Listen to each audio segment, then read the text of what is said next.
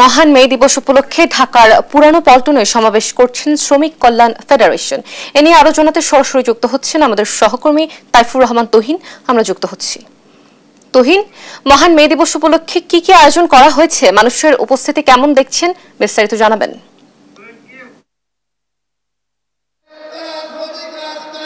অবশ্যই আপনাকে ধন্যবাদ। আপনি জানেন যে পহেলা মে আন্তর্জাতিক শ্রমিক দিবস। এই দিবসটি উপলক্ষে কিন্তু আমরা দেখেছি যে আজকে বাংলাদেশে এটি বিভিন্ন সংগঠনের পক্ষ থেকে তারা কিন্তু এই দিবসটি পালন করে আসছে। তার ধারাবাহিকতায় আজকে আমরা দেখছি যে আমি এখন রয়েছি পল্টনে, সেখানে কিন্তু বাংলাদেশ জামায়াত ইসলামের পক্ষ থেকে যে শ্রমিক সংগঠন রয়েছে, তাদের যে শ্রমিক ফেডারেশন, সেই শ্রমিক ফেডারেশনের পক্ষ থেকে কিন্তু এখানে সমাবেশের আয়োজন করা হয়েছে। আমরা যদি দেখাতে চাই যে আমরা সকালে দেখেছি যে জামাতের পক্ষ থেকে র্যালি করা হয়েছে এবং সেই র্যালির পরে এখানে কিন্তু সমাবেশ হবে।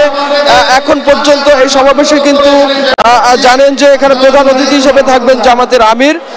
তবে এখানে একটু আগেই কিন্তু আনুষ্ঠানিকভাবে সমাবেশ শুরু হয়েছে।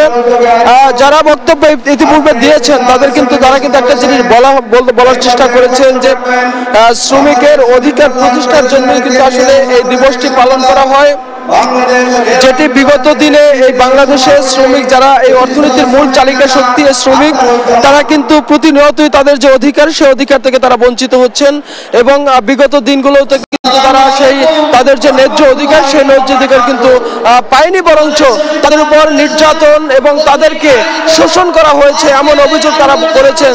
তারা কিন্তু বলার চেষ্টা করেছেন যে আন্তর্জাতিক এই শ্রমিক দিবস যে নতুন বাংলাদেশ হয়েছে, সে বাংলাদেশে শ্রমিক তাদের ন্যায্য অধিকার ফিরে পাবে এবং শ্রমিক বান্ধব একটি বাংলাদেশ বিনির্মাণ করবে, এমন প্রতিশ্রুতি এবং এমন কথা কিন্তু জামাতের যারা কেন্দ্রীয় নেতারা রয়েছেন তারা কিন্তু তাদের বক্তব্যে তারা বলার চেষ্টা করেছেন। এবং এখানে যারা শ্রমিক রয়েছেন তাদের সাথে আমরা কথা বলার চেষ্টা করেছি। তারা যেটি বলছিলেন যে আসলে গত এই বাংলাদেশ যখন স্বাধীনের পর থেকে আসলে এই বাংলাদেশের ভাগ্য বিনির্মাণে যারা কাজ করে থাকেন এই শ্রমিক সমাজ, তারা বারবারই বঞ্চিত হয়েছে। প্রত্যেকটা সেক্টরে, একদম থেকে পরিবহন সেক্টর থেকে শুরু করে পোশাক শিল্প, কৃষক, বিভিন্ন জায়গায়, অর্থাৎ তারা বলছেন যে তাদের যে ন্যায্য অধিকার, ন্যায্য মজুরি, সেটি কিন্তু এখনো তারা পাচ্ছে না। তাদের যে কর্মঘণ্টা, সেই কর্মঘণ্টাও কিন্তু এখনো অনেক প্রতিষ্ঠান,